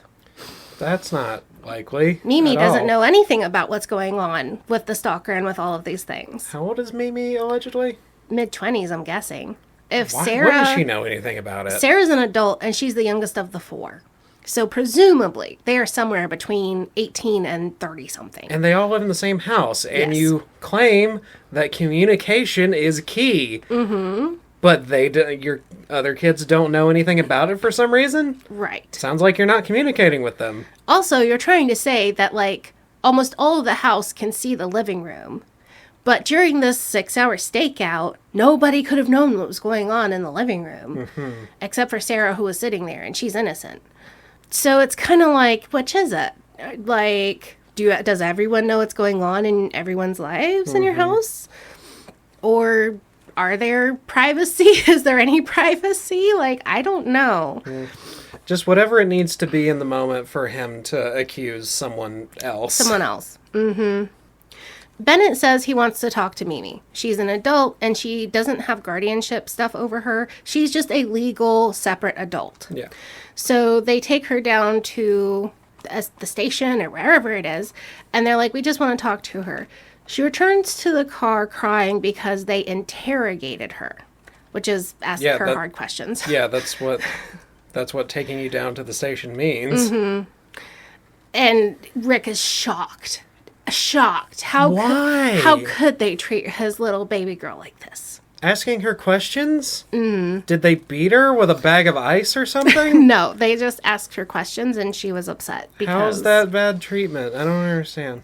She's currently the number one suspect, and he is in so much denial that it could be anyone in his family. He feels like they're personally attacking him and his daughter because people outside the situation are like, hey, this sounds like it's coming from inside the house. Right. And he's like, no, that's impossible. You're attacking me. You're attacking my daughter.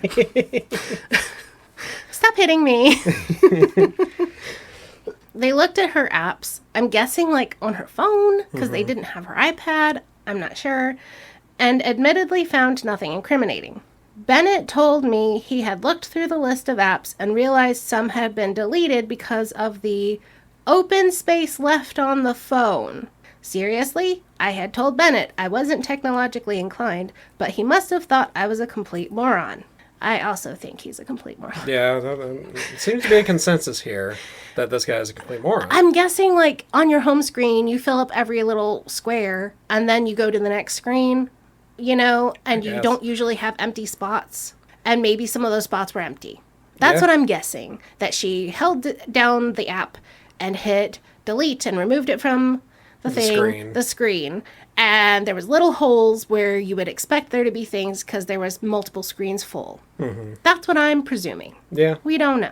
A month later, Bennett calls and tells Rick he believes Mimi is doing all of this. Like, from an outside perspective, it just makes the most sense. Yeah. Rick counters that Jay Whelan had described Bennett's visit, but Bennett admits he never visited the Whelans. So the stalker on the phone says Bennett came by and called him names. Mm-hmm. And that was after Bennett lied and told Rick that he had gone to visit the Whelans. Bennett says, I never actually went. I was lying to you.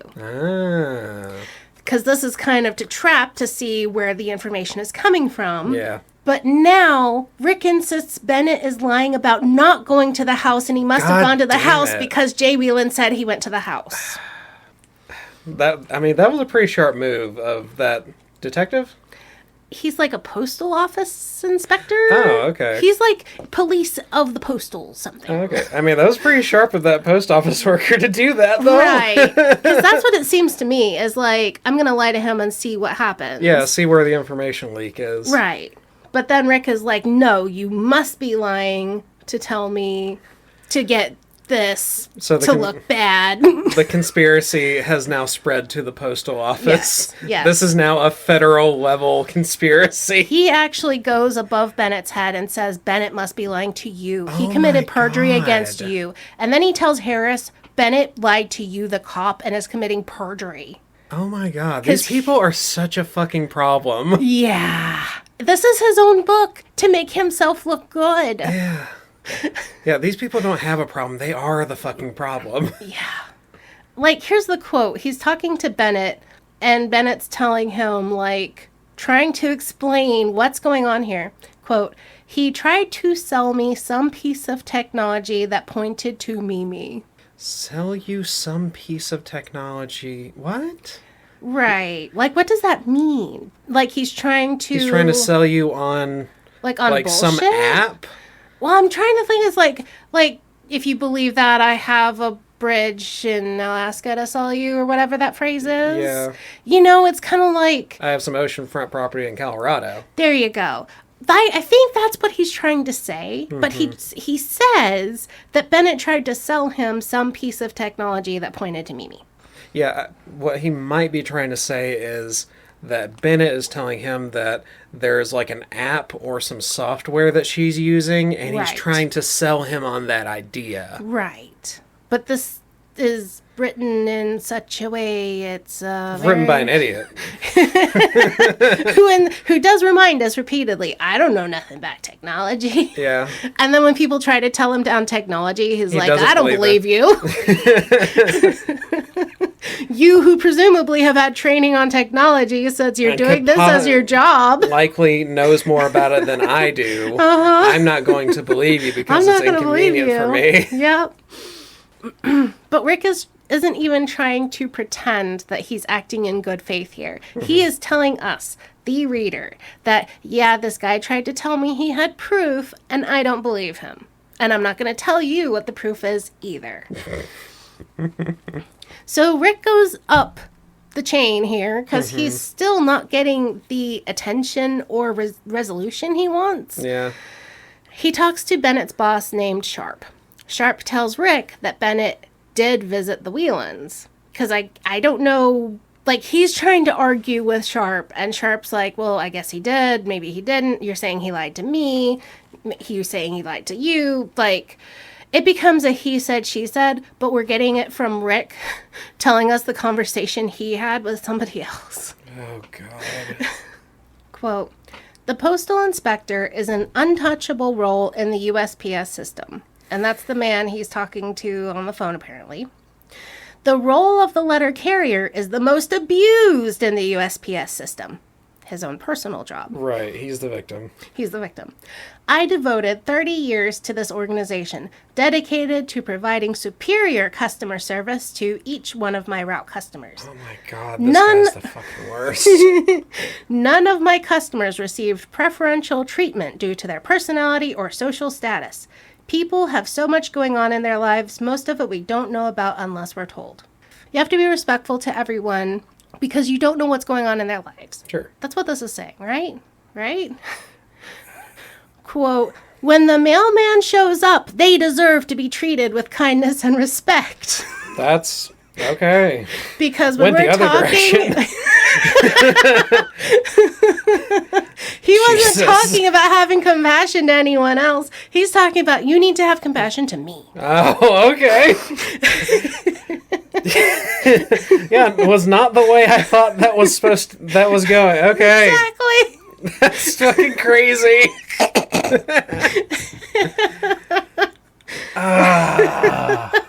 Because it's like, yeah, he's showing a little bit of, like, empathy. Oh, I have this craziness in my life.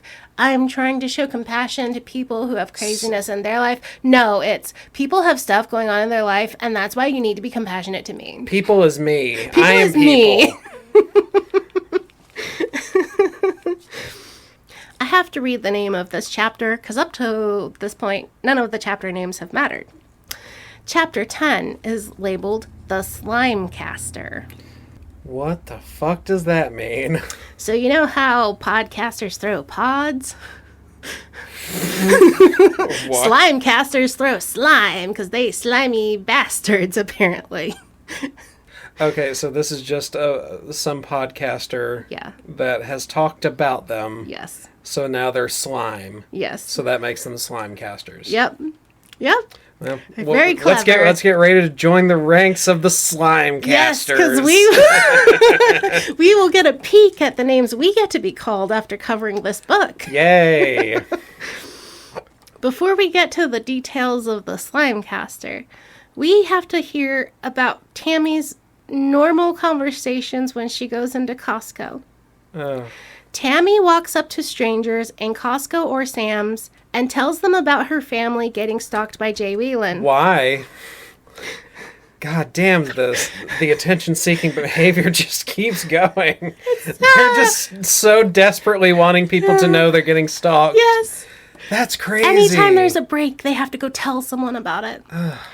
Quote, you're gonna love this. I don't know that You I will be thrilled. Okay. Quote, she wisely chose mature, well-dressed gentlemen. What? She's she's profiling. She's profiling the people she's telling about this. Mm-hmm. Okay. This was a wise move because she had found a couple of guys that had worked or were still working in the internet security field. Their advice moved us to make some needed changes to our home internet system. They're going up to random strangers in Costco, telling them about 3 years of harassment from a stalker and accepting their advice as what they should actually go home and do to their internet.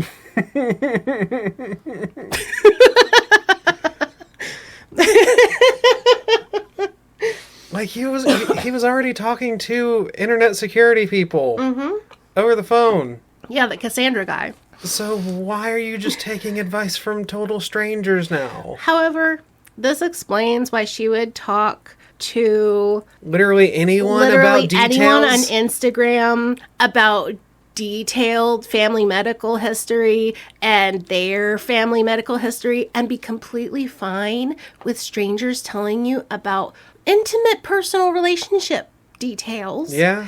And think that's normal. Fucking psychotic. These people are weird. They get a hold of some author and talk to them about their story because the author had written a book about her experience being stalked. And she had been stalked back in the 80s or 90s or whatever. They wanted to get a book deal out of this? No, they're just trying to talk to anyone who can be empathetic and give them attention about it. Oh, so had this author pivoted to be a podcaster? Or if she had been willing to write their story for them or something. I don't know why. But if she's willing to walk up to strangers in Costco, they're just trying to talk to anyone. Yeah. And get attention and tell her story. But because the author had been stalked in the 80s or 90s or whatever, Rick needs to point out that his stalking case was stalking on steroids compared to the author's. Because his was cyber, and that's special and more stalkery. Yeah, way to belittle somebody else's experience. That's basically all it is to say, well, ours is so much worse. So then they get a hold of a podcaster and tell the podcaster their whole story. I'm guessing the podcasters were less than understanding of their side. Well, the thing is, the podcaster interviewed them and also looked at all of the police reports. Yeah. And also interviewed other people. He told them he would give them pseudonyms and make it into a whodunit. Yeah. But this podcaster is I'm not just going to take the story these people are telling me. He's actually going to investigate it. Right. But also make it into an interesting story for his podcast. Yeah. The family listens to the episodes and are very upset that the podcaster used police reports instead of their word. Quote, Tammy and I had given him 3 years worth of storyline and the evidence, the documentation, to craft a great podcast series on our experiences. Instead, he followed the inaccurate and unsupported police report.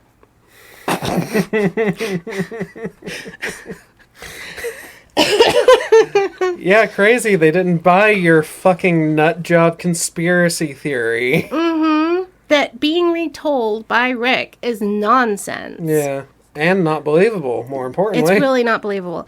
And the series was hugely popular, but the podcaster talked to extended family members, his own cybersecurity expert, and he included negative things that they had said. The podcaster accused Tammy of Munchausen by proxy because the doctor thinks it, the stalker thinks it, and all of this behavior is leading up to a desperate need for attention. Mm-hmm.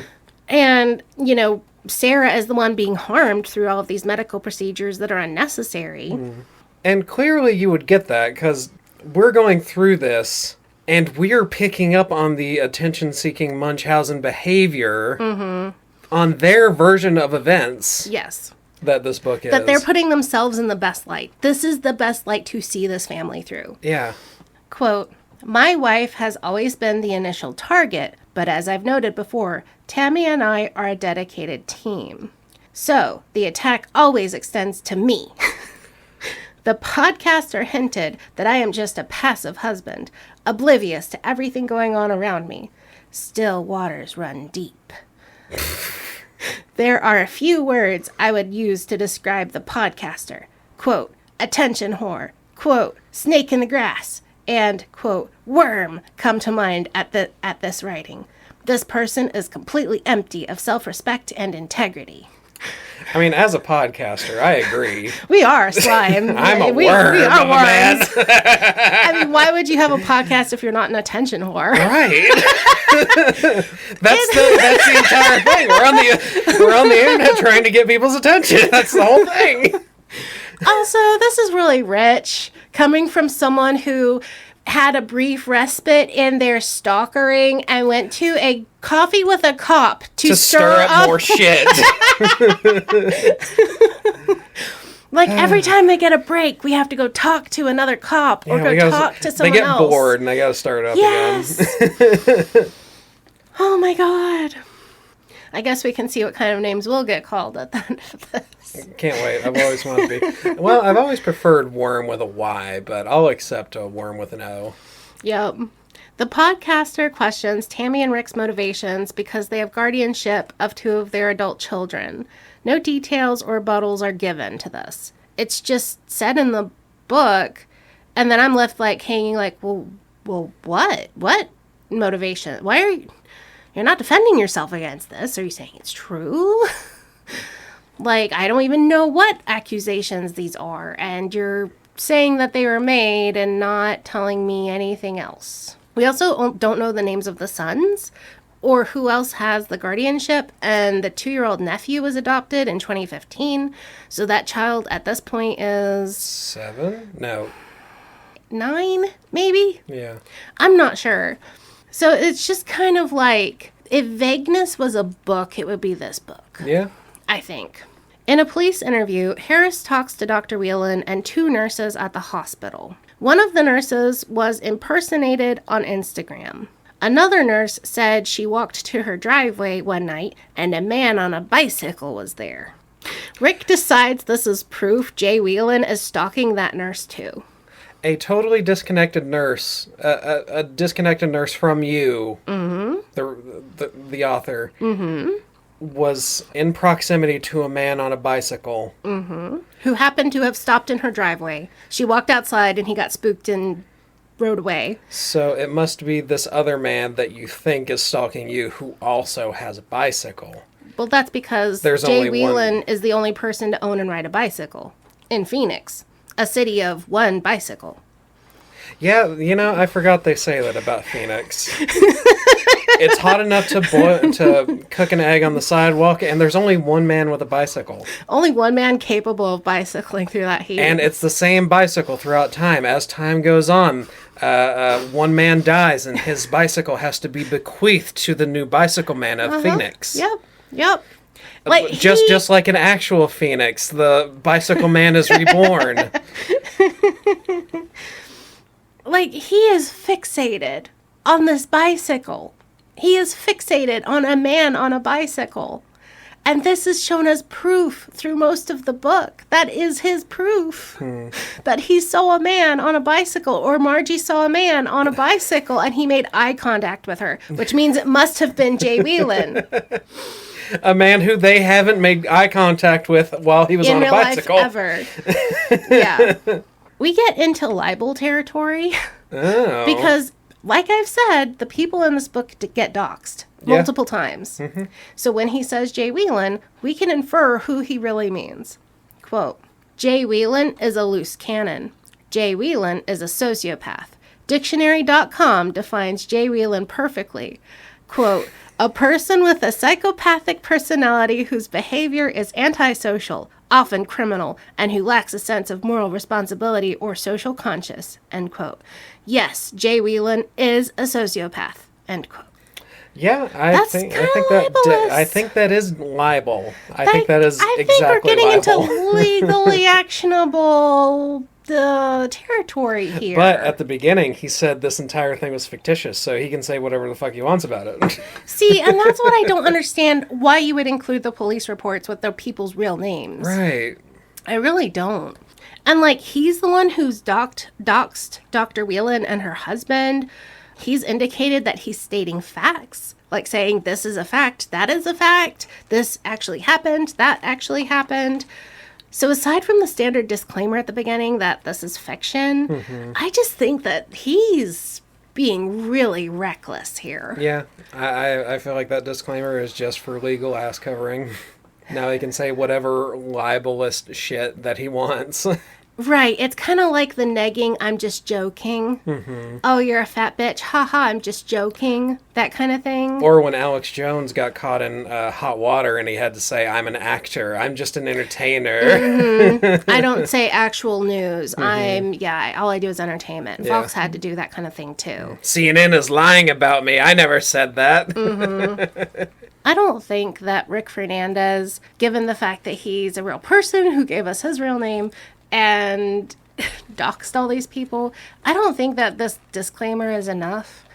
And I think if the doctor and her husband wanted to take legal action against him, I think there's a heck of a lot of evidence in this book. Yeah, sounds like it. We haven't done true crime before, and I never would have really thought that that was like a viable genre for us. Yeah. Because I mean, I was pretty surprised when you brought it up. Yeah, like I could see it being, oh, this is so horrific. The things that happen in this are so horrifically bad that it makes us feel bad. This is a make us feel bad book. Yeah. This one feels like one of those people saying, I'm going to defend myself in court. This is the I'll defend myself in court of books. Of books. And that, I don't think this should have been published. I think that was a bad choice. Yeah. I think he should have kept his trap shut. And this is getting really, really long, so I think we're going to end it here, and we will come back to part 2. Part 2 is going to be very interesting because we deal with a lot of Papa John's pizza. An Really? unbelievable amount of Papa John's pizza. A staggering amount of Papa John's pizza. Okay. Yeah. I mean, I do love Papa John's pizza. I used to. Can't anymore. I'm a celiac. Not even for the little peppercini? Oh. I do love their garlic butter. Oh my god. Yeah, that's good. That's good. So, yeah, come back for part 2 where we are going to... This book has a surprise ending. Oh. You will actually be genuinely surprised and amused at how this book ends. Okay. It startled me and made me laugh. Well, I didn't know a book could give you a pop scare. that's fine. Well, thank you for working so hard on this. Thank you, listeners, for listening and coming back to the next episode. Yes, The I hope thrilling you conclusion. come back and listen to part 2 and let me know what you think about this. And if you want to give us a suggestion, you can hit us up at Blue Sky, at Bugs at BiblioWrecks. On Blue Sky, we are at bugs-bibliowrecks.bsky.social. And if you want to email us at bibliowrecks@gmail.com, BibliowRecks. We love emails. We love hearing from you guys. We love suggestions. Tell us what a slime caster we are. What, Yeah. what a worm. We're taking it back. And if you have any, like, surprisingly bad true crime, this was really fun. So send me some more. And we'll catch you guys in the next episode. Bye. Bye.